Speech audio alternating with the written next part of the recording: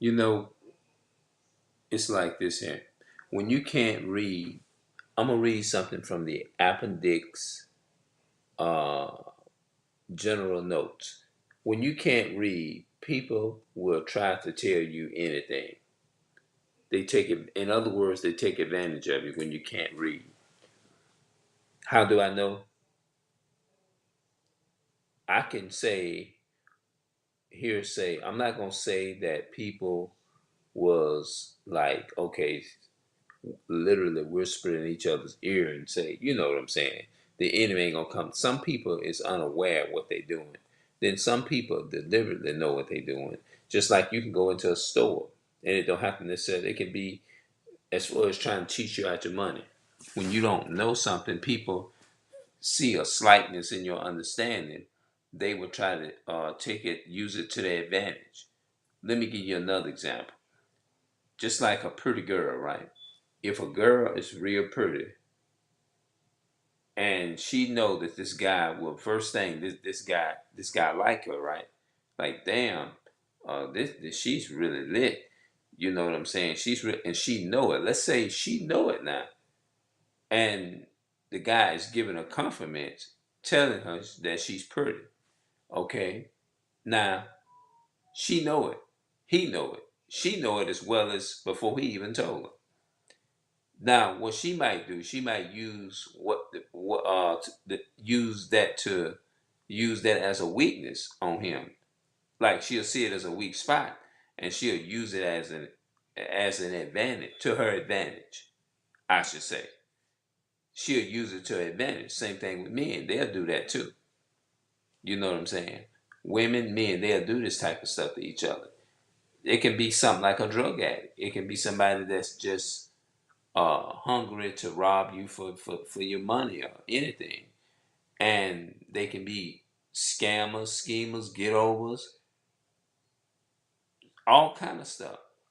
And they'll be like, well, since I love money and I'm of the world, I'm gonna ask this person for some money.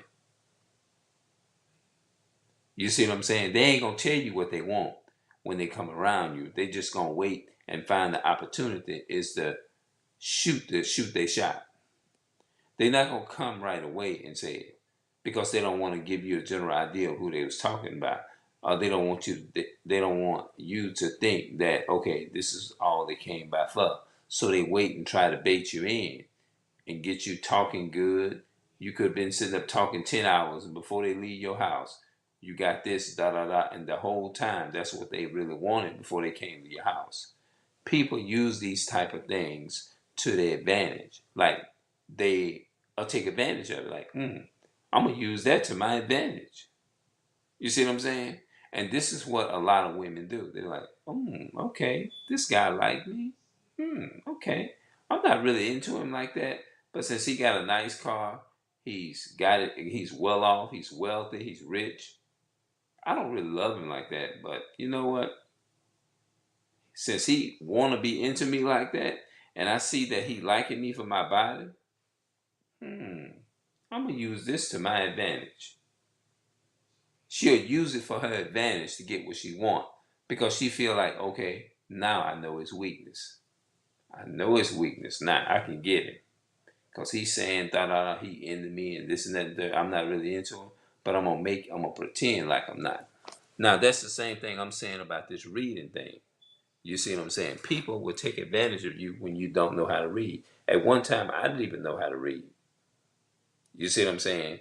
I had to learn. I had to ask my brothers and my sisters uh, advice on, or just ask them to help me when they had time, when the opportunity presented itself. If they wasn't working or nothing, I had to ask them, could they put something? That this was way before YouTube, the internet.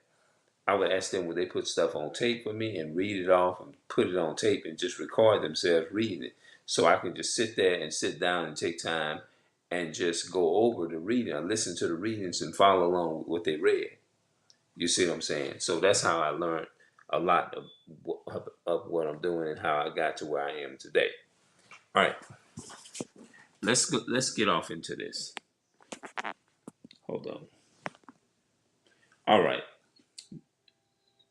If I'm kind of off a little bit, it's because I'm looking at the reading. It says images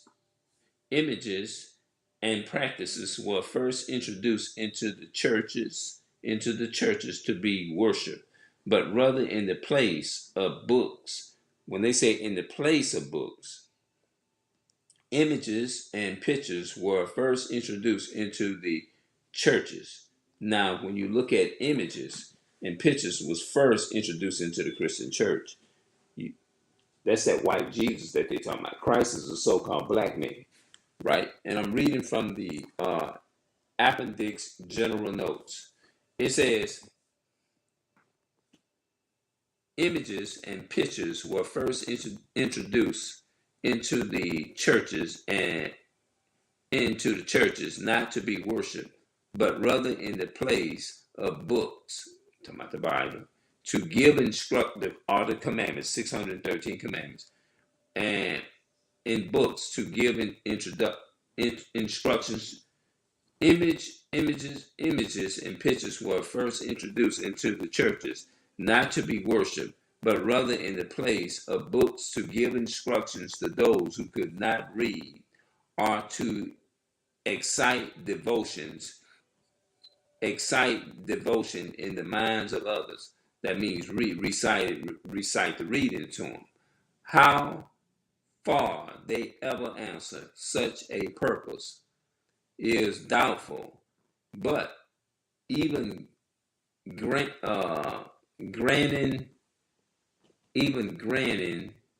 that this was the case for a time, it soon ceased to be so, and it was found that pictures and images brought into the churches darken rather than enlightening the minds of the ignorant. When you liken or you can't read, it makes you liken of something of understanding.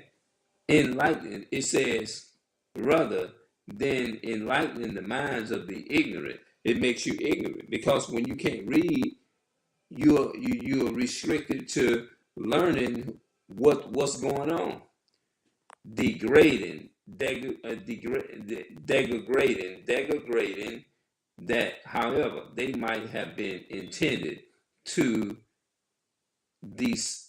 direct men's minds to God.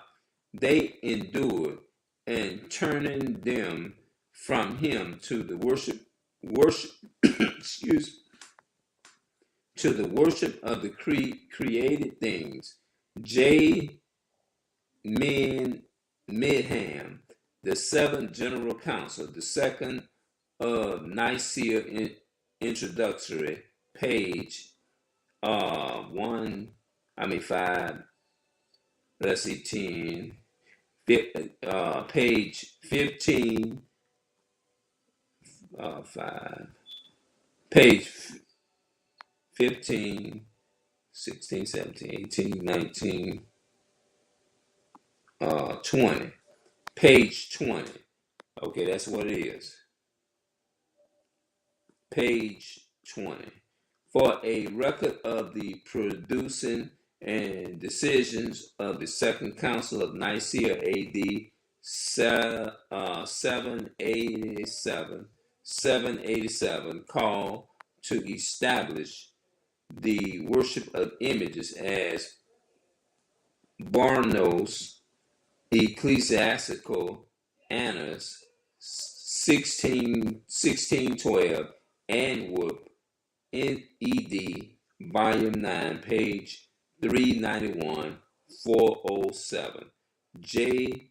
Midham, the Seventh General Council of the Second Nicaea ED, Steel and Feet, defense of the discourse concerning the idolatry practices in the Church of the Roman London in 1686, a select library of Nicene and post-Nicene Fathers, second series, New York, 1900s, volume 14, page 521, 587, C.J.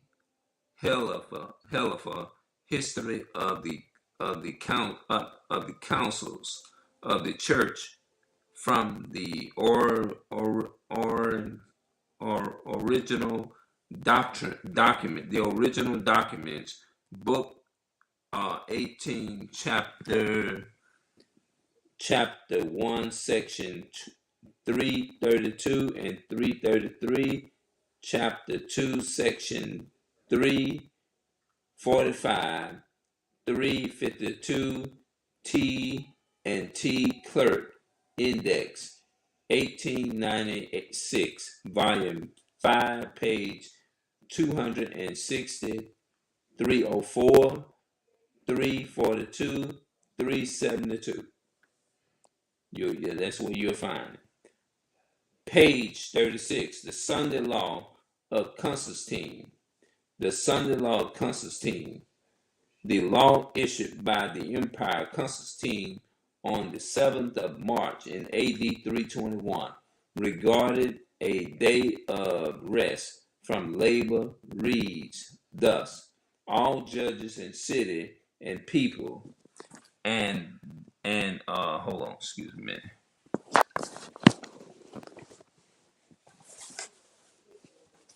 Dang, some reason my camera's showing a little better. Okay. It says page 36. The law. Let me see if I stand this up right quick. I'm actually using my phone Wi-Fi. I'm just doing it just to use it up. You know what I'm saying? Because this is unlimited. All right. Page 36.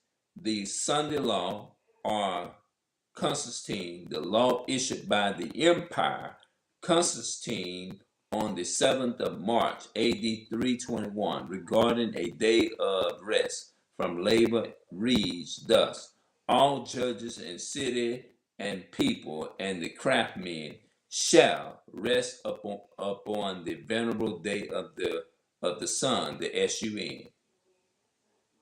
Now we know that. Let's get a little deeper. We know in the Bible that it prophesied that sun worship is against worshiping the sun is against God, and that's a blessing that I'm right here. Let's go to 1 Kings chapter 23. Yeah, 22, 23. I thought maybe is it wrong? 23, 2 Kings 23, verses 1 through 5. Yeah, I got it. I knew I was right. I say, wait a minute, hold up. I used to read this years ago. Now, let's show you. I'm going to show you that worshiping on Sunday is not the correct day of God.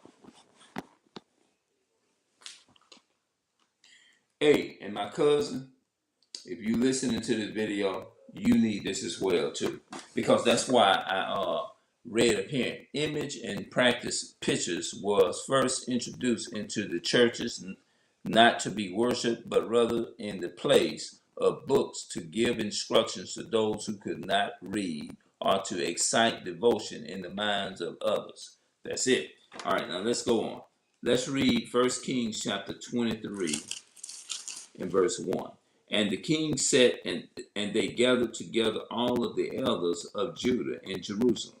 Because see, what happened was the people went off, the Israelites, the black, Hispanic, and Native Americans went off and started worshiping the gods of the heathen. They started like worshiping and marrying the other wives. They started marrying the heathen women.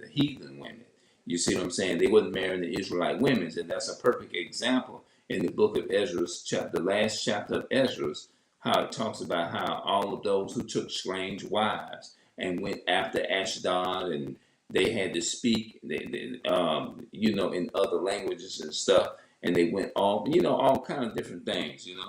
It says, and the king sent, and they gathered unto him all of the elders of Judah and Jerusalem, that's the Israelites. And the king went up unto the house of the Lord, all of the men of Judah and all of the inhabitation of Jerusalem with him, and the priests and the prophets and all of the people, both small and great. And he read in their ears all the words of the book of the covenant, talking about the Bible, which was found in the house of the Lord. And the king stood by a pillar and made a covenant between the Lord to walk after the Lord, to keep his commandments and his statutes and his testimonies and his statutes with all their heart and with all their soul, to perform the words of this covenant that was written in this book. And all the people stood to the covenant. And the king commanded Hezekiah the high priest and the priests of the second order and the keepers of the door to bring forth out of the temple of the Lord. See, it was cleaning out God's house. This was the Haitian, the Levites, the priests was supposed to be doing. It says, and all of the vessels that was made for Baal, talking about the sun worshiping and worshiping, all the vessels that was made for the sun god, the sun worship, made to support in Sunday worship, and all the vessels that was made for Baal and for the grove and for all of the hosts of heaven. And he burnt them without Jerusalem in the fields of Kidron, and carried the ashes of them unto Bethel. And he put down the adulterous priests. That means they was committing all kind of fornication, going after other strange flesh. When they say going after like having sex with the other women's of the other nations, that's a commandment. They wasn't supposed to have been doing that. It said, and he put down the adulterous priests whom the king of Judah had ordained to burn incenses in the high places. They was doing all kind of stuff. This is what that witchcraft and all that type of stuff. All that stuff was a form, burning things and burning things to the sun and stuff like that. And in the cities of Judah and in the places round about Jerusalem, them also that. Let's read this again. And he put down the adulterous priests, whom the king of Judah had ordained to burn incenses in the high places, and in the cities of Judah, and in the places round about Jerusalem. Them also that burnt incenses unto Baal, talking about the sun god Baal, to the sun. Baal means God, to Baal, to the sun, and to the moon. That people was worshiping the moon. That's how you got the days of the week got their name. The days of the week, like Sunday was named after the sun god. Monday was named after the moon. You see what I'm saying? Because they worship the moon and all that kind of stuff. You see what I'm saying? And to the plants, they was worshiping the plants, because during the time of the Babylonians, when the sun would shine on the plants and stuff, they would turn around, instead of worshiping the Creator. Remember in the Bible it says they would worship the creature more than the Creator, meaning that they worship the sun because of the blessings of the light and the heat which came from the sun. They weren't supposed to just been putting other gods. He said, "Don't have no other gods before him." You know what I mean? But they were sitting up there literally praising the sun. And it said, and moon, and to the plants, and to all of the hosts of heaven. And he brought out of the grove from the house of the Lord without Jerusalem unto the brook Kidron, and burnt it at the brook Kidron, and stamped it small to powder, and cast the powder thereof unto the groves of the children of the people. And he brake down the houses of the Sodomites. Now the Sodomites are those who, all that homosexuality, pedophilia, and all that kind of stuff. All this stuff was going on in the Catholic Church. And our people turn to all these different things, these customs, is the European customs to be a homosexual and all that kind of stuff. All right. It says, and he brake down the houses of the Sodomites that was by the house of the Lord, where the women woven hangings for for the grove.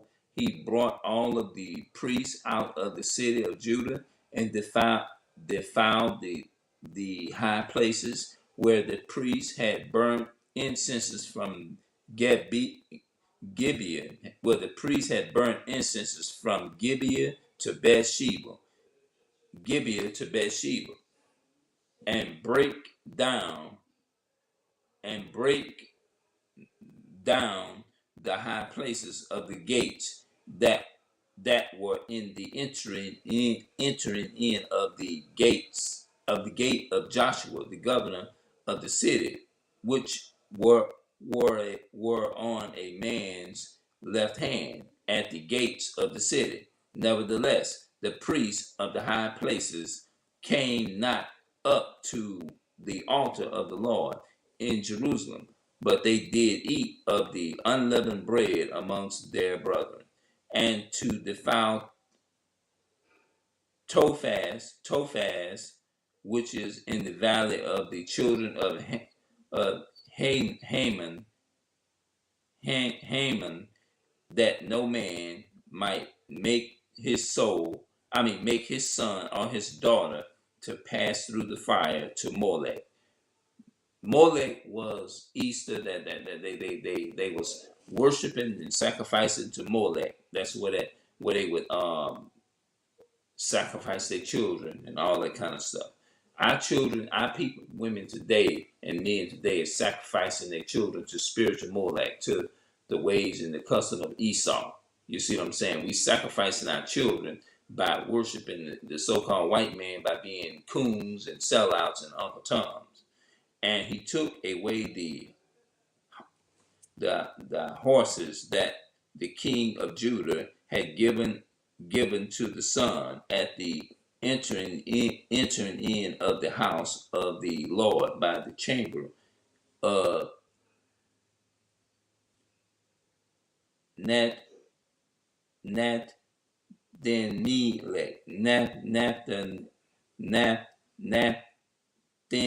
Melech, the chamberlain, which was in the suburbs, and burnt the chariots of the sun with fire. Now, some of them words are hard. It says, and the altars that was on the top of the upper chamber of Ahaz, which the king of Judah had made, and the altars which Manasseh was like what is the so-called Cubans. Manasseh had made all of the two courts of the house of the Lord.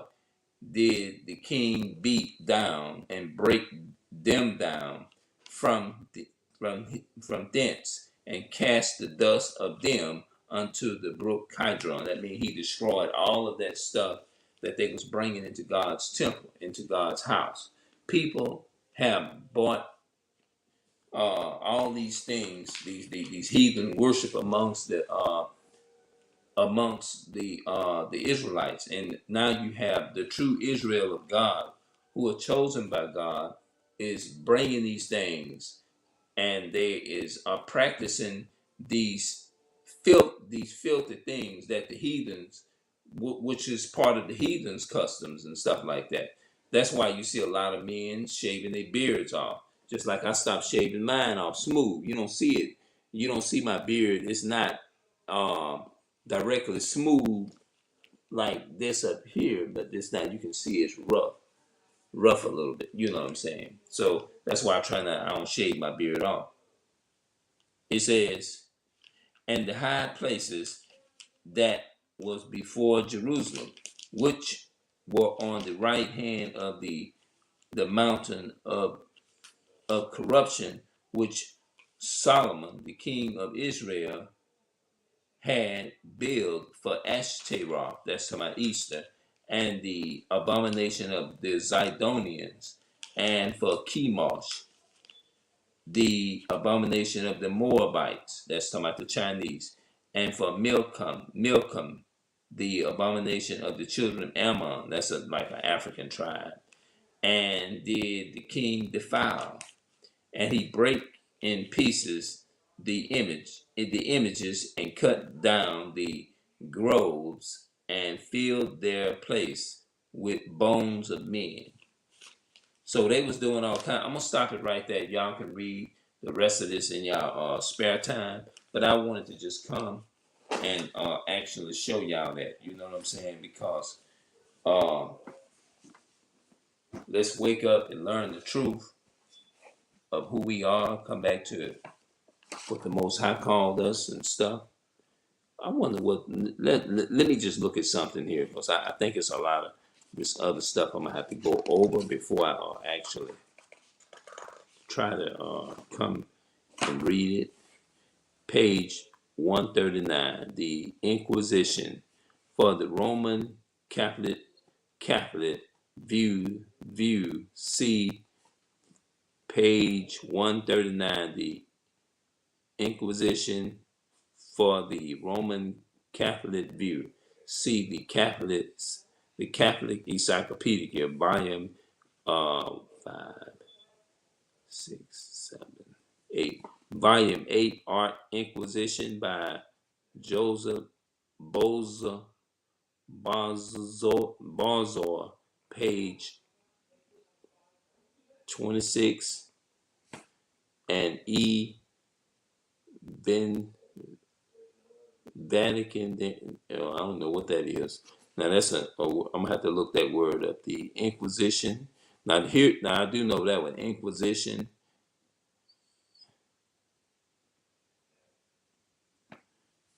And the history of the study of the corrective power of the church. New York, Long and Green Company. Okay. Yeah. I can read a lot of it, but like Inquisition, Spain, okay. Lee, history of the Inquisition in the Middle Age. The Ages 3, volume History of the Inquisition in Spain, 4 vols, and the Inquisition of the Spanish, dependent circles, A.S. Traburden, medieval history, hearsay, and the Inquisition of London. Okay, this is all talking about London. It's a place called London. You know what I'm saying? Yeah, it's a place called London. And that's a place where the so-called Caucasian people, they conquered that part of the land too. The Native Americans went into slavery. The first slavery in America was in 1492. Yeah. So at the end of the day, I'm gonna come back and I'm gonna read this, listen to this video just to see how it sounds. And I'm gonna see y'all later. And I love y'all with all my heart. It's my so-called Black, Hispanic, and Native American people. And I'm out.